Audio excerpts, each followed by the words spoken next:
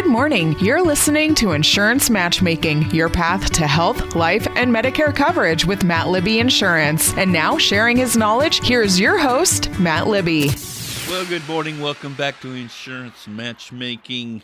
Believe it or not, we're in the middle of February already. It just seems like yesterday was Christmas. Just kind of wanted to touch on that, and that's one of the things that's been affecting me lately is, we're trying to get things ready for taxes, and one of the downsides of being a broker is I represent a lot of different insurance companies, and I have to get 1099s from each one of those companies so I can file my income tax because I'm an independent contractor with each of the insurance companies I represent. So that can be kind of fun with the taxes, and then, plus just, getting all the expenses and mileage and all that stuff compiled. Fortunately, my busy season is not the same busy season as our accountant friends that are really busy right now.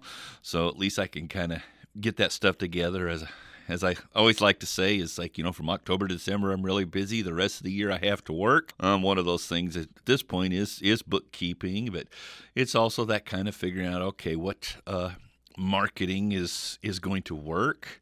Because this radio, my radio show here is not the only marketing I do. I've got some signs on the 3 school buses in the area, and I've got now the Cinco Amigos Mexican restaurant there on North Willow. They got different advertisements on the table. I actually caught it before it was too late that they were getting ready to get new tables, so got that ad there. So if you're out with somebody and go, oh, hey, that's the guy I listen to on the radio, or if you're one of my clients, please, share that with people. Say, oh, that's the guy that does my health insurance.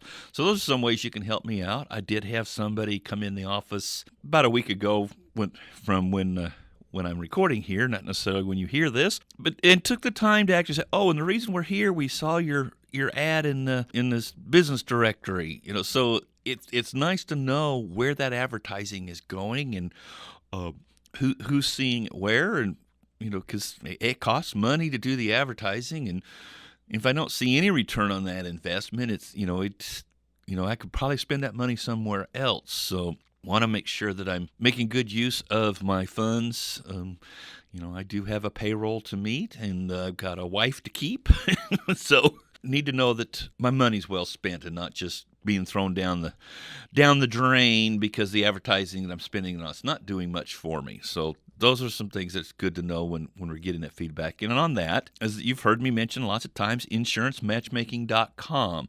One of the things on that website, besides I say, hey, there's a comment box that you can say, hey, who was on your show?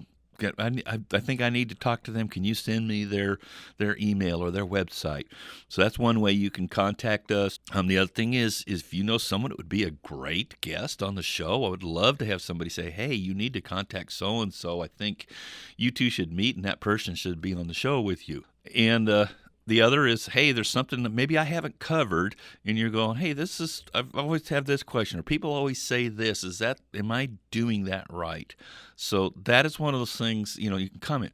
The other thing is, on that website, my web host, Fast Track Solutions right here in Cookeville, developed my website, and one of the things they do for me, I'm able to get the recording of my show and send it to them, and Miss Brooke does a great job of turning that into a YouTube.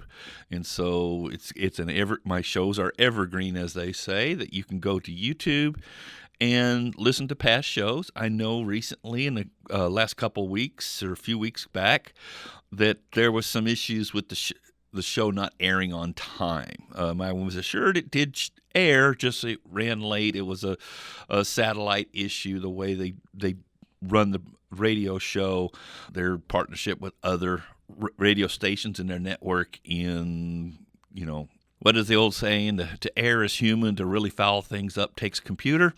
So we'll blame the computers on this one. But, yeah, and if that ever happens, give the radio station a call. I appreciate somebody calling me saying, hey, I tried to tune in your show. It wasn't on. There's not really much I can do about that other than report to the radio station. But let them know as listeners, if they're not airing my show, or any show, if they're not on, and say, hey, wait a minute, I tuned in, it's not there. So that can help, the feedback there, lets them know who's listening. I did listen the last couple of weeks on the online app, and the show did air on time when I listened. So maybe they fixed that issue. And again, I don't know if it's on the radio then or not. When I'm at home, I'm usually listening to it on the app. About the only time I listen to it on the radio is when I'm driving. I have it on while I'm driving. So sometimes when I'm driving, I'm listening to the app, especially when I get out of range. I can still listen to the station. And I love the fact that we can do that online. But the reason I was talking about the YouTubes, please go and subscribe to the YouTube channel. If you're on YouTube, it only takes a moment, but that's going to help my reach. And you can always share it. It's like, hey, I was listening to this guy on the radio. You should listen to this. Share friends the link. That's we want things to go viral, as they say, and that will help me get the word out that people that I can assist and let them know that I can let them know that, I have a staff that can assist them. It's not just me. As I mentioned before, there are 3 of us who are licensed agents in the office, me, myself, Bree, and Kalia. All 3 can help. And who knows, in this next year we may have, more people doing it. So that's the goal. Whenever you go in business, your business is, your goal is to grow that business and, leave a legacy for your family, or just be active in the community. So that's one of the things that, you can help me on is go and subscribe, listen to a video, like it. If you're nervous, if you watch YouTube at all, some of them, now don't forget to like and subscribe this video, and then we'll get into the show. So I'm kind of doing it the opposite. I'm saying, hey, you're listening to the show. Now, please go back and like and subscribe and share. One of the things I always talk about, then there's that, what do they call it? The notify button. I think, what do they say? Smash it or mash it, or I don't know. But anyway, if you do that, when a new show pops up, it'll show up as just a notice in your feed that you have a new show that can be watched.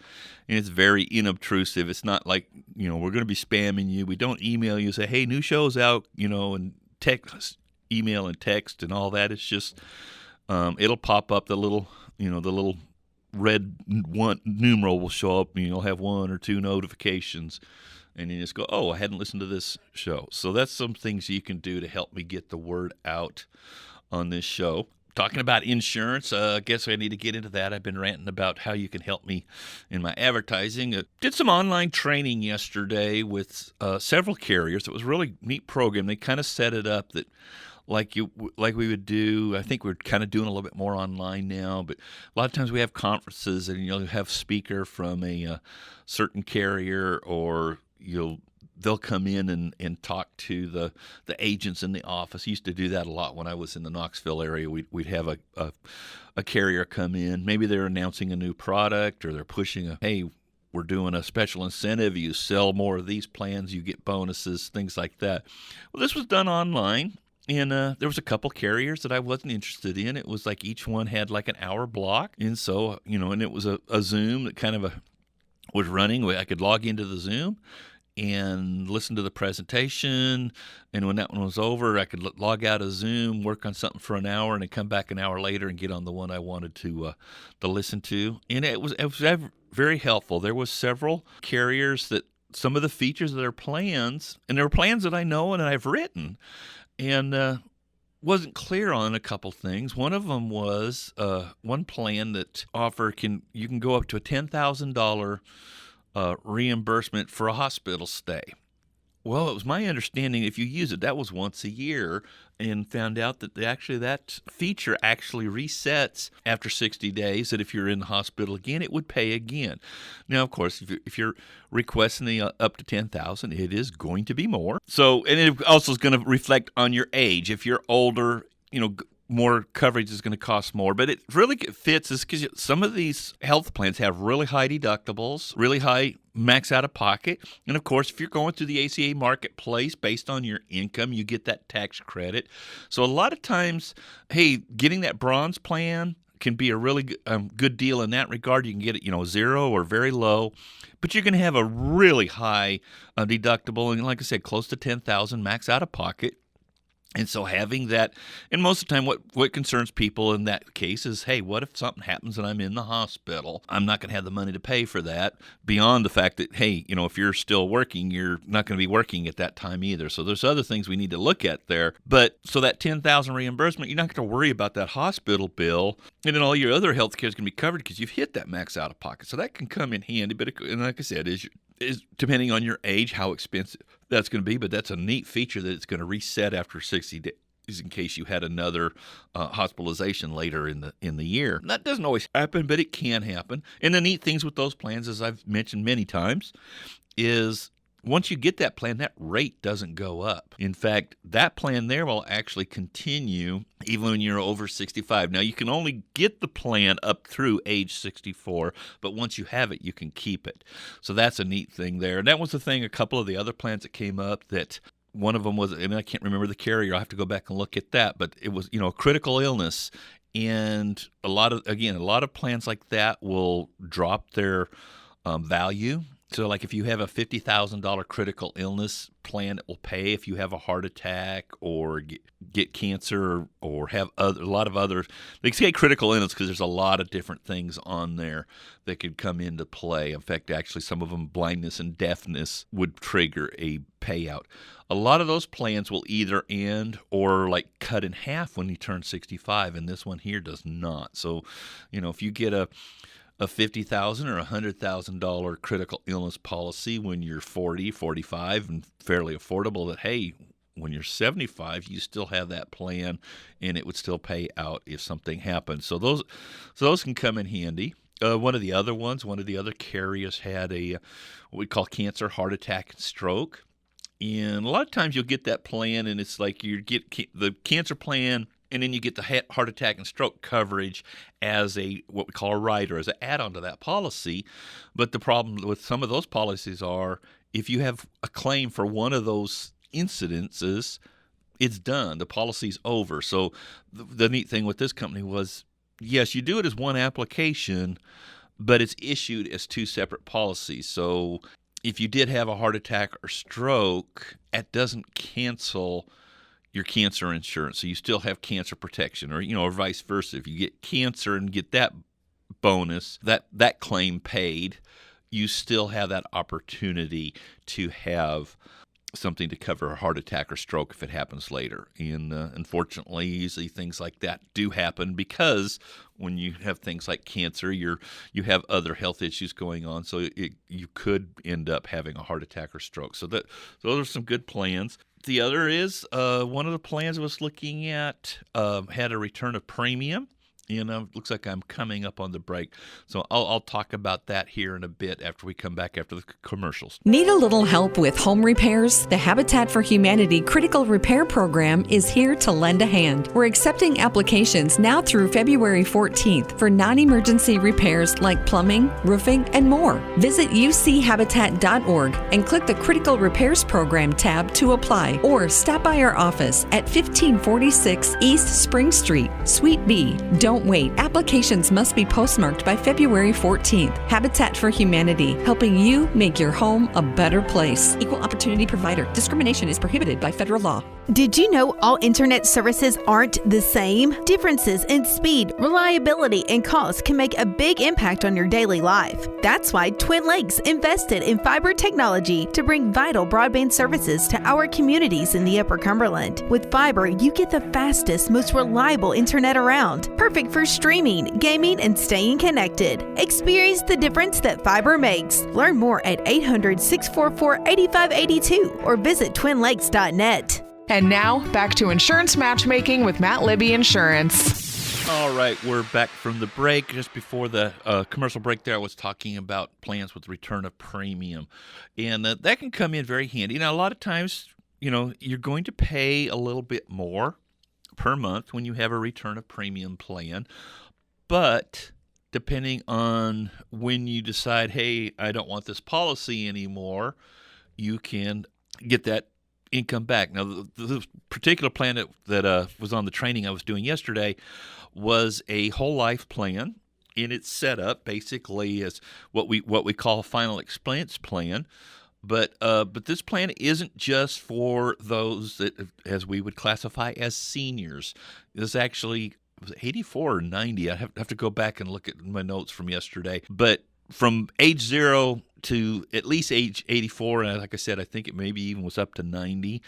And up to age 55, it's a $50,000 whole life policy. It does accumulate cash value, but it also has a return of premium feature. And that, on this plan, I don't think that was an additional rider. It was built into the plan as a built-in rider, not a rider that you have to pay extra for. But it's 30 years to get 100% back, but after say 15 or 20 years, you could get a smaller percentage of your premiums returned if you decided you wanted to cash out the policy. So you're not throwing your money away. There's a lot of people out there talking about how, well, if you get a whole life plan, you're just throwing money away because it's not going to pay out much insurance benefit, and you've spent a lot of money on it. But that's somewhat true if it's a short term. I'm not saying short term is say, you got this policy and within a couple of years something happened and you passed. It's not going to pay a lot out to your heirs, even though you've been spending a lot of money on it, because it didn't have that time to build up the cash value. But if you're able to have a whole life policy for more than 10 years or 20 or 30 years, you're going to build up a lot more cash value than what you've actually paid into that policy. So it can be and I don't want to use the term investment. I'm not an investment counselor, but it is a good use of your money. And I talked about this a couple of weeks ago, talking about term life. Term life is great. You can get a lot of insurance at an affordable rate, and to replace your income when you have a young family, that your spouse is not saddled with having to try to make house payments and keep a roof over your children's head, and you're no longer there to provide income. So I have nothing against term life insurance. I just have an issue with those that say that's the only kind of life insurance you should have. There are many different forms of life insurance, and they do many different things. So it's not a one size fits all. That's why a lot of people they just want rates. They do it with health insurance. It's like we really just can't say, oh, this is the rate. Oh, you're this age, this is the rate. I get that. Hey, I'm a 33-year-old non-smoker. How much is my health insurance going to be? I haven't a clue. That is not enough information. I really need to have more information, especially because we do have the ACA marketplace plans. You get a tax credit, advanced premium tax credit. We've talked about this many times on the show, based on your income. So I need to know, what's your income? Are you offered insurance through work? Because if you are, you probably aren't going to qualify for that tax credit. I saw a post on Facebook this morning that somebody was asking for help, and it wasn't in our area, so I'm still on some Facebook groups. Like, I still follow some Knoxville groups because I still see things from people I've known for years, and so kind of keep up with where I used to live. But they were saying, does anybody know a good solution for the expensive health insurance we have through I don't know, she said, my husband's work. Well, during the open enrollment, the wife and the children probably could have got a very affordable plan, because technically it probably isn't affordable for them to be on the spouse's insurance. But that employee, if their insurance is considered is what they say deemed affordable, and there's a formula that we have to go through and say, oh, yep, it says your employer plan's affordable. If you elect to go to the marketplace, you won't be eligible for a tax credit. So you could apply. I mean, you can still get insurance for you and your whole family, but your portion is not going to be subsidized at all, because you're eligible to get it through your employer. So I have several families that the spouse that gets the insurance as the employee stays on the employer insurance, and we get the family insurance through the marketplace, because then it's affordable. So that was probably the situation. I've had people come in that say, oh, we cancel our insurance. It's just too much. And because they think, oh, they're paying $200 a month for their insurance, or maybe $500 because they added their spouse. That's just too much money. And then they find out, well, just for themselves on the marketplace, just for them, it would be $800, and adding their spouse, it ends up being $1,200 a month.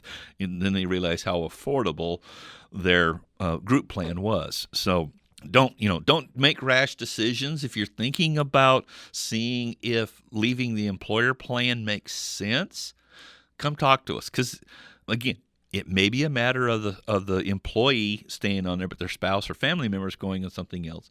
And so not all employers do their open enrollment during the fall for a January start date, which is the open enrollment for the marketplace. Some of them, maybe they start in July.